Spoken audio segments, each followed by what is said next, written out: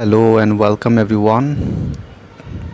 Today in this session I'm going to discuss about the first unit of MMPC 16.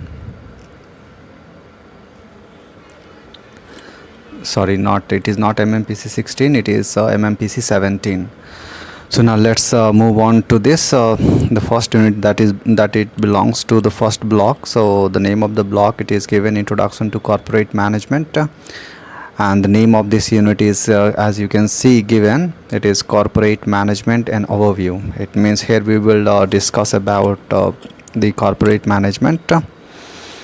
So let me select this one to draw. So now it is, so here I am. So in the context of a strategic management, corporate management has three dimensions. Okay, in the context of strategic management, corporate management has three dimensions. The first thing is that corporate planning. Second dimension, it is implementation of corporate plans. Third one, it is evaluation and control of corporate plans. So these are three dimensions in the context of a strategic management. Okay, these are three dimensions of corporate management in the context of strategic management. So now let's move on to the first context, that is the corporate planning. So as you can see on the screen here, so corporate planning, it is a comprehensive planning process which involves continued formulation of objectives and the guidance of affairs towards their attainment. Okay, it is a comprehensive planning process which involves continuous formulation of objectives and the guidance of affairs towards their attainment. And this is undertaken by the management on continuous basis. Okay, corporate planning is undertaken by top management on the continuous basis. And here comprehensive and corporate planning, it is nothing but a comprehensive planning process which involves continued formulation of objectives and guidance of affairs towards their attainment. Okay, that's it was the definition. Now next move on to the corporate planning process. So what are different steps which are involved in corporate planning process? So as you can see on your screen here, so here it is given steps. Okay, here you have the steps. So here the first step, that is the formulation of a strategic intent. So what is the intent for the planning process of the corporate plan? So that intent it should be formulated. Okay, strategic intent should be formulated. So that's why here given the first step, it is to formulation of a strategic intent. Second step of the corporate planning process, it is environmental appraisal. It means assessing the environment, whether it is going to be external environment or the internal environment. Third, that is given here, generation of a strategic alternatives. So what different alternatives are there, so those alternatives should be generated here in the third step. In the fourth step, so evaluation of alternatives. So whatever alternatives have been generated, so those alternatives need to be evaluated on different criteria. So then after fifth step, that is given decision in terms of a strategy, policy and program. So what here given, decisions in terms of a strategy, policies and program. So that's it here. So these are the 5 steps of corporate planning process. The first, it is the formulation of a strategic intent. The second, it is the environmental appraisal. Third, it is generation of a strategic alternatives. Fourth, given evaluation of alternatives. Fifth, it is the decision in terms of strategy, policies and programs. Reasons are attributed to the failure of corporate planning in Indian organization. So corporate planning has failed in the Indian organization. So what are those different reasons which caused the failure of corporate planning in India? So the first here given, failure to keep corporate planning corporate planning system simple. It means that the Indian organizations were not able to keep corporate planning system simple, and due to being very complex system, corporate planning failed. Second, there you have the second one. Second, it is the failure to develop awareness. It means Indian organizations were not able to develop awareness about the corporate planning. So that it is the second reason. Means Indian organizations were not able to make aware all the stakeholders about the importance of corporate planning. So that's why it failed here in India. Then after you have chief executive gives a planner a low status. It means generally in the Indian organizations, chief executive gives a planner, means corporate planner, a low status. So that's why it it also became the reason for the failure of corporate planning in India. Then after you have their failure to modify corporate planning system with the changing condition. It means Indian organizations were not able to change itself with the change in the changing condition of the environment. That is the fourth reason. And then after the fifth one, here you have the top management becomes so engrossed in current problems that it spends insufficient time on the corporate planning process. It means for corporate planning process we need time. Okay, it means you top management is required to give time for corporate planning, and if the corporate top management is not giving sufficient time for the planning process, then in that case it may cause many different kinds of problem, and that is the reason that it also caused the failure of corporate planning in India. Then the next you have here implementation of corporate plans. So implementation refers to those objectives which are necessary for achieving the plans already formulated. It means whatever plans have been already formulated, so to achieve those all plans, okay, to achieve those all, or you can say the objectives of all those plans, it is the implementation. Okay, so that's why here written the implementation refers to those objectives which are necessary for achieving the plans already formulated. It requires the analysis of the following aspects. Okay, implementation requires the analysis of the following aspects. So the first aspect that is given, project implementation.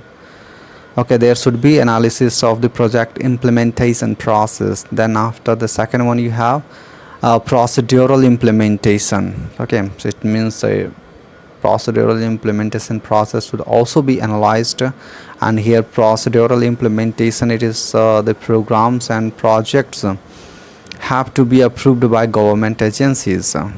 Okay, so implement the first project implementation that should be analyzed. Then after procedural implementation, for this approvals should be taken from the government agencies. Then after you have the third one, resource allocation. Fourth, then after you have a structural implementation there, so grouping of tasks. So okay, so I'm talking about the implementation of corporate plan. So first it is the project implementation analysis, second it is the procedural implementation analysis where approval from the government agencies should be taken. Then after resource allocation, then you have the fourth number, it is a structural implementation, that is grouping of tasks, coordination of responsibility, etc. Then fifth you have behavioral implementation. It means for implementing any corporate plan in the organization, so how different stakeholders in the organizations are going to behave. So those behavioral implementation requires leadership, sorry, so that requires leadership here, corporate culture, corporate politics, corporate social responsibility, etc. So these things should be analyzed critically.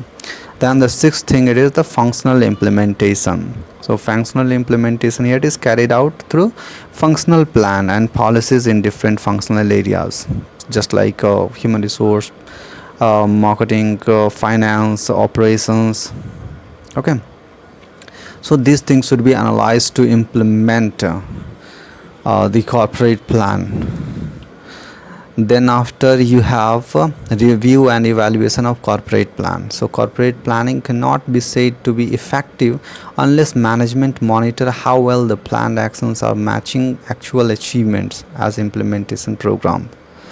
So I think it is going to be clear. Corporate planning cannot be said to be effective. Okay, it is not going to be effective unless management monitor how well the planned actions are matching actual achievements. It means there should be a matching of the planned action to the actual achievement. Okay, if that is happening, means whatever it was planned, if according to that achievements are uh, there, then in that case we can say the corporate planning and implementation are successful. So that's why given corporate planning cannot be said to be effective. So corporate planning is not effective unless management monitor how well the planned actions are matching actual achievement. It means if corporate planning leads to achievement, then only we say that corporate planning is effective. And if it does not, it means if the actual achievement it is not according to the planning, then we cannot say that the corporate planning is effective. So operates at two levels. Corporate planning operates at two levels. So the first level, that is the strategic level. So here a strategic level related to external environment. Okay, it is related to the external environment, longest time horizon, top management control. So that's the first level, that is strategic level. So here it relates to the external environment. Then it involves longest time horizon, and there it is the control by the top management. Then the second level that is given here, operational level. So first there it was the strategic, second it is the operational level related to internal organization. Okay, so here evaluation of corporate plan. So implementation here, it happens at two levels. So the first level, that is strategic level, so that is related to the external environment, longest time horizon, top management control. And in case of second level, that is the operational level, so that is related to the internal organization. Okay, I think that's clear for this 1.5 review and evaluation of corporate plan. And then we have approaches to corporate management. So what are different approaches which corporate management requires? So the first, that is the top down approach. In case of top down approach of the corporate management, here top management decides everything and implementation is taken care by the middle and lower level management. Okay, so top management decide everything here in case of top down approach, and the implementation part is taken care by the middle level and the lower level management. The second approach of corporate management, that is bottom up approach. In case of bottom up approach, the top management adopts the open door approach. Okay, here the top management adopts the open door approach. Here suggestions are invited from all levels. It means the top management allows this suggestion from the all levels. So that is the bottom up approach. Then this one, it was the second. Then you have the third one, that is here hybrid approach. So what happens in the hybrid approach? A combination of the top down and the bottom up approaches. It means In case of hybrid approach, both the top management here there is a possibility that the top management is going to decide, and there is also the open door approach by the top management, where lower level, or you can say from all levels, suggestions are invited. Then after you have the fourth one, that is the team approach, where the lateral communication between the top managers is easier. Okay, in case of team approach, where the lateral communication between the top managers is easier. So that is the team approach. So these are approaches. So these are approaches for corporate management.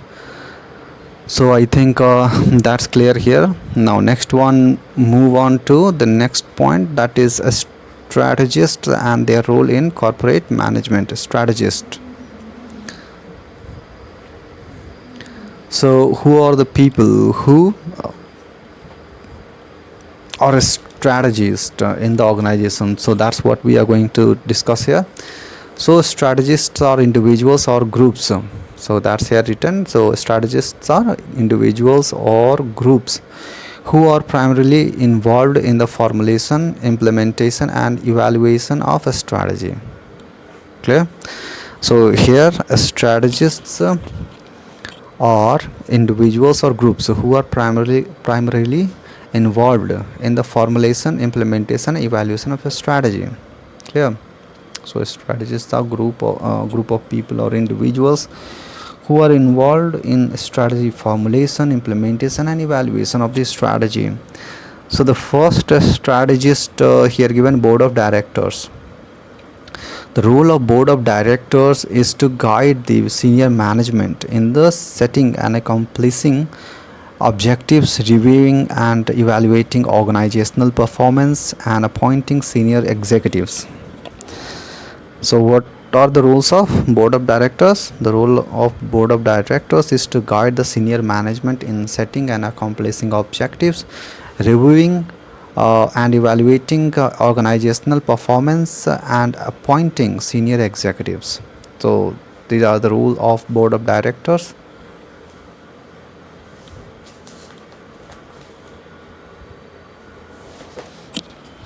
Then after next you have chief executive officer. So chief executive officer, that is the CEO, is designated as the managing director, executive director, president or general manager in business organization.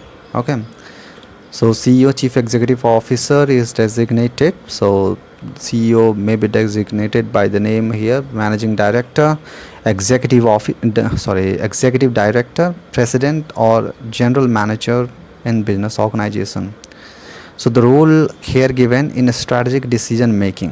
What is the role of CEO in strategic decision making? Then you have entrepreneurs. Okay, entrepreneurs are also the strategists.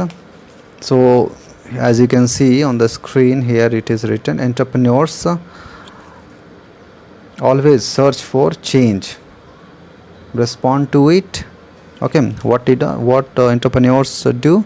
Entrepreneurs always search for change, respond to it, means respond to changes. And then after, when venture capitalists, so entrepreneurs are venture capitalists also, initiator also, and provide a sense of direction to all concerned. It means overall direction, it is provided by the entrepreneur. So that's here given, entrepreneur search for the change, then according to the change that entrepreneur responds, and then that entrepreneur also acts just like a venture capitalist. That entrepreneur is also the initiator, and overall we can say that provide, it means entrepreneur provide a sense of direction to all concerned. And then you have the fourth one, that is consultants. What they are given? Consultants. So consultant here it is also a strategist. How consultants works as a strategist? They assist the organization in their corporate management process. Okay, because there are many operations in the organization which the organization on its own cannot do. So that organization needs the support of some external experts. So that those external experts are consultants. So they assist those experts, or you can say consultants, assist the organization in their corporate management process. This means those consultants are experts in corporate managerial process. So the need for corporate management, what are the need for corporate management? So due to the scarcity of resources, so why we need corporate need for corporate management? There is always the scarcity of resources, so resources should be managed in efficient and effective way. So that's why we need corporate management, so that whatever the resource is available to the organization, that is going to be used in effective and efficient manner. Then the second one, it is the fast technological change. The technology is changing very rapidly, so that's why to up to date itself, or you can say to update the organization with the latest technology, there is need of decisions at the corporate level. So that's why there it is the requirement of corporate management. Then you have changing human values. So human values are also changing due to the social and economic changes which are going on all around the world. So that's why corporate management is required. Then after, you have growing competition due to globalization and the world trade. There is less trade barriers among countries. So that's why there it is very, or you can say there is a competition which is which is forcing the organization to update according to the requirement of the market. Then you have the fifth one, that is liberalization, privatization and globalization. That's here. Due to liberalization, privatization and globalization, many things have changed in the world. In case of liberalization, the government have left, or you can say the governments have left a lot of operations and the management on their own. So the regulation have decreased. Regulations have decreased. So that's why there is need for corporate management, privatization also, and globalization. It means here privatization caused organization to take responsibility of each and every aspect, because here the government regulations have been decreased a lot.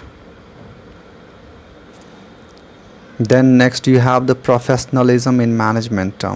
So due to the professionalism in the management also, there is need for the corporate management. Then you have next corporate management in non-business organization. So in the non-business organization also, there is need for corporate management, and how in the non-business organization corporate management is going to work. So that's what we are going to discuss here. So the basic objective of non-business organization is to provide service to the people who come in contact with the organization. It means those people who come in contact with the non-business organization, to those people services need to be provided. So measurement of the effectiveness is highly qualitative and therefore judgmental. Here it is the measurement of effectiveness. So whether the corporate management is effective or not, that is highly qualitative, and so therefore there it is possibility of judgmental decisions. So areas where corporate management issues should be considered. So following are the areas where corporate management issues should be considered. The first, not interested in attracting clients, because non-business organizations do not try to attract clients. So here given, do not go for rigorous environmental analysis. So that's why in this case, in case of non-business organizations do not try to analyze the environment rigorously. Okay, the second thing here, have large number of interest groups. So in case of non-business organizations, there are a large number of interest groups.